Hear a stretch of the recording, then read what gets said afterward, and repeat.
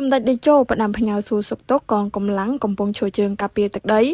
និងជនភៀសសឹកដែលភៀសខ្លួនដោយសារពួកចៅឈ្លានពានតាមរយៈបណ្ដាញសង្គមនាព្រឹកថ្ងៃពុធទី10ធ្នូនេះសម្ដេចតេជោហ៊ុនសែនបានចេញសារផ្ដាំផ្ញើការសាកសួរសុខទុក្ខចំពោះកងកម្លាំងប្រដាប់អាវុធគ្រប់ប្រភេទដែលបានកំពុងឈរជើងការពារទឹកដី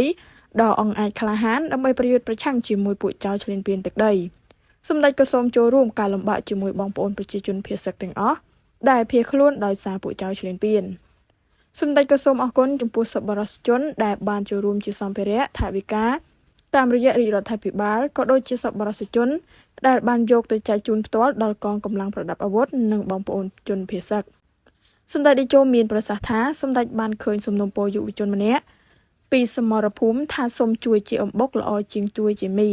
សម្ដេចយល់ថាសំណូមពរនេះសមហេតុសមផលតែសម្ដេចយល់ថាការផ្ដល់ជាមីនៅតែបន្តជាមួយនឹងការផ្ដល់អំបុកបន្ថែមសម្ដេចតេជោបន្តលើកឡើងថាស្រូវថ្មីកំពុងច្រូតកាត់សូមបងប្អូនសប្បុរសជនជួយទិញស្រូវធ្វើអំបុកឬជួយទិញអំបុកពីប្រជាជនយកទៅចែកជូនកងទ័ពឬជនភៀសសឹកសម្រាប់ការវេចខ្ចប់គួរធ្វើត្រឹមមួយកញ្ចប់1គីឡូឬ2គីឡូសម្រាប់យុវជនម្នាក់ៗយកតាមខ្លួនប្រសិនដាក់ជាបាវឬការ៉ុងលំបាកដល់ការចែកចាយនៅខ្សែត្រៀមជួរមុខសម្ដេចតេជោមានប្រសាសន៍បន្ថែមថាការទទួលទានអំបុកស្រូវថ្មីវាយសត្រូវឈ្លានពាន